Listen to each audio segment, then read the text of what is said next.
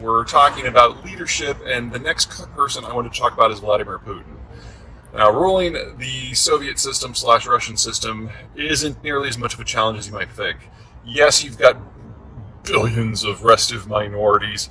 Yes, your national security strategy rests upon basically enslaving them and turning them into cannon fodder, but you do so via a very simple method. You use an intelligence service that infiltrates everything within your country, and whenever there is a hint of dissent, you stamp it out lethally and quickly. And when you have a system like that, you basically base your government on information control, and as long as the security apparatus is functioning, you can then press gang the entire population to do whatever you want. It's not particularly efficient from an economic point of view, but Russia has existed for nearly 4 centuries in its current form, more or less, and it put into position a kind of strategic stability within the country that is fairly durable. Now, the Putin government is the successor of a coup that happened in the Soviet Union in 1982. At that point, in 1982, the KGB basically overthrew the other factions within the Soviet ruling coalition within the Communist Party. And so Andropov, Chermyrdin, and Gorbachev were all heirs to that legacy, and Putin is the inheritor of that legacy. Now, you combine that concentration of power with the collapse of the educational system in the Soviet system around 1986, with the country's demographic collapse, and it means that the total elite throughout the entire Russian system is only about 130 people, and Putin has had 23 years to basically purge it down to the people that he feels he can trust.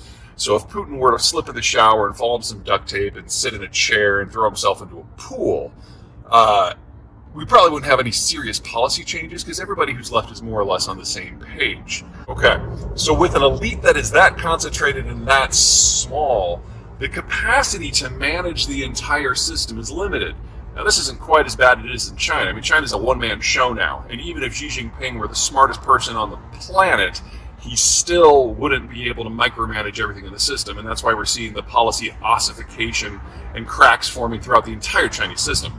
That's not that bad in Russia, but Putin has had to reach out to manage this system by aligning with other factions. At one point, there was a bunch of technocrats like the former finance minister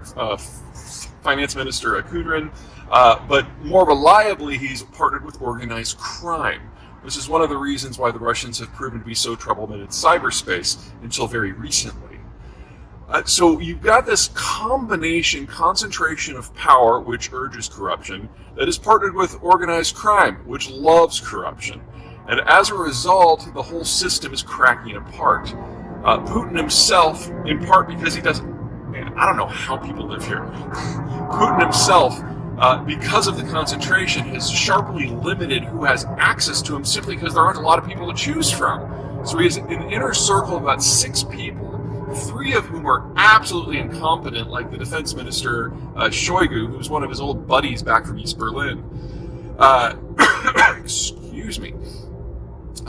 In terms of the people that are competent, one of them is the chair of the KGB, FSB, whose name,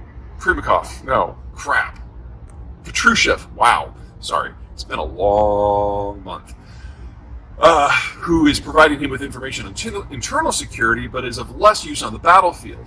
And his chief propagandist is one of the 6 people who's in the inner circle. So imagine if one of your 6 sources of information that you used to manage everything in your life was either Rachel Maddow or Tucker Carlson. He's just not getting information that's great, and it doesn't help that he kind of insists that everybody lie to him about everything. So we get this brittle system that's very top-heavy but not top-competent. And in that sort of environment, in dynamic situations like, I don't know, a war, you are flirting with state collapse. On the security front, now the Russians launched their assault in Ukraine not because they were mad or because Putin has an ego or wants to rebuild an empire. No. The Russian demographic is in collapse. The Russian ethnicity is going to cease to exist this century. It's just a question of how long the state can hold on.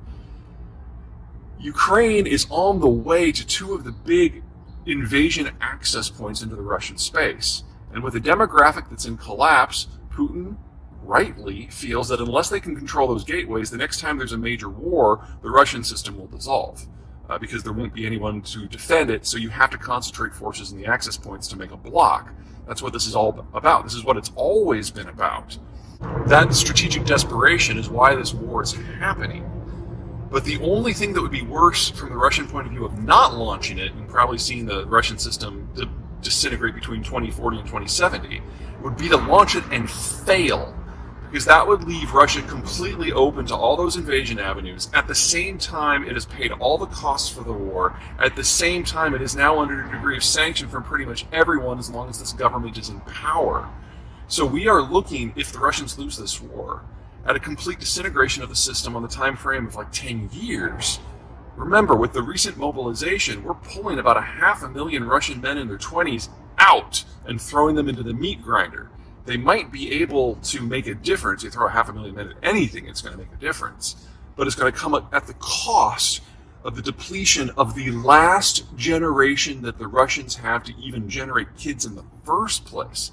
There are less than 8 million Russian men in their 20s, and we're now looking at about 10% of them being involved directly in the war. This isn't going to be the last mobilization either, because the Russians don't have the tech. All they have are bodies.